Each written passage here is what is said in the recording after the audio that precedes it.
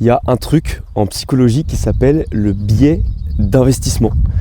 Et c'est à la fois le pire ennemi et le meilleur allié de la séduction. De quand tu essaies de devenir un peu bon avec les femmes, quand tu essaies de comprendre un petit peu en fait qu'est-ce qui plaît aux femmes, comment est-ce que je peux maximiser mes résultats avec les meufs, comme si c'était un jeu vidéo, comme si c'était quelque chose sur lequel j'avais du contrôle, parce que oui, tu as du contrôle là-dessus. Et ce biais d'investissement, en fait, ça va être une phrase très simple qui est j'ai envie de m'investir avec ce sur quoi j'ai déjà investi. Et les meufs ont ce truc-là, les mecs ont ce truc-là. Et pourquoi est-ce que je dis que c'est un bon allié ? Tout simplement parce que, en fait, sans le biais d'investissement, il n'y aurait pas de relation stable, il n'y aurait pas de relation longue, parce que, en fait, on irait toujours avec mieux, on irait toujours trouver mieux, on irait toujours avec la première... Waouh, je viens de marcher dans de la boue dégueulasse. On irait toujours s'investir avec la personne qu'on trouve un peu plus belle, qui a un peu plus d'argent, qui est un peu plus attirante, qui est un peu plus entreprenante. On trouverait toujours mieux, on trouverait toujours que l'herbe est un peu plus verte ailleurs. Et parfois c'est le cas, parfois c'est pas le cas, peu importe. Parfois c'est le cerveau qui nous fait des petites blagues. Mais ce biais d'investissement, en fait, là, il empêche ta femme, ta copine, ta future femme, ta future copine. Il t'empêche toi aussi d'aller voir ailleurs systématiquement quand tu trouves mieux. En admettant évidemment que tu as le contrôle sur tes relations, que tu rencontres régulièrement mieux. Mais ça, c'est vrai que c'est un peu plus accessible pour les femmes que pour nous, tant qu'on n'a pas bossé dessus. Et pourquoi je dis que ça peut aussi être ton pire ennemi ? Parce que parfois, tu vas investir de l'énergie cognitive, tu vas investir du temps, peut-être de l'argent, tu vas investir plein de choses, tu vas créer un biais d'investissement pour une fille, toi, donc c'est sur toi que le biais d'investissement va faire effet, va prendre effet dans ce cas-là. Et du coup, tu vas être un petit peu plus attaché à la situation.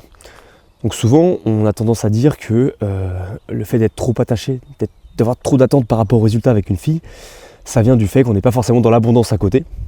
Mais en vrai, pas forcément. Ça peut aussi venir du fait que tu as déjà créé un biais d'investissement avec une personne, ou avec tout simplement le fait d'être investi dans la séduction, d'être investi dans essayer de devenir meilleur avec les meufs. Et souvent les biais, on pense que quand on en a conscience, ils ne font plus effet sur nous.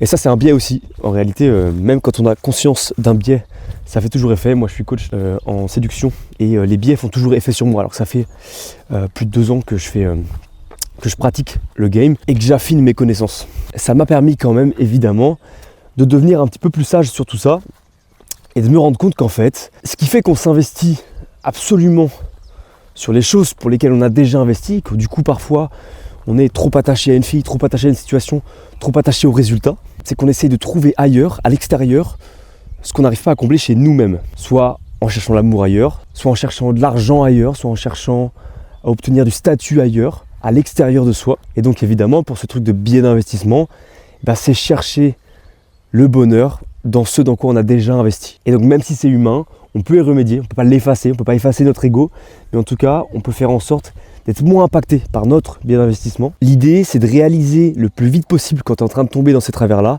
et de te remettre l'église au centre du village, on va dire, le plus vite possible.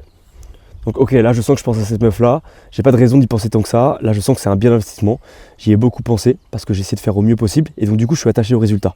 Parce qu'évidemment, j'ai mis en place plein de stratégies, j'ai essayé de faire de mon mieux. Et là, je sens que je suis attaché au résultat. Comment faire ? Ok, là, je suis en train de me rendre compte, je suis en train de suranalyser le truc, d'être dans la surperformance. Et je vais modifier les pensées, les croyances qui sont en train de me traverser l'esprit. En adoptant des croyances plutôt du style, le bonheur vient de moi. Le bonheur, je l'ai déjà, il est en moi. J'ai tout déjà en moi. Ce qu'il y a à l'extérieur, c'est que du fun, c'est que pour se faire kiffer, c'est que du plaisir, que du plus. J'ai déjà tout en moi. Ce que je cherche à combler en allant vers cette fille, je l'ai déjà en moi. Et quand je dis combler, on peut penser qu'on est en train d'essayer de combler des gros trucs, alors que des fois c'est des tout petits détails, et de s'en rendre compte, et encore une fois d'être suffisamment sage pour le savoir, et pour réaliser que même si on a conscience de tout ça, on n'y échappe pas.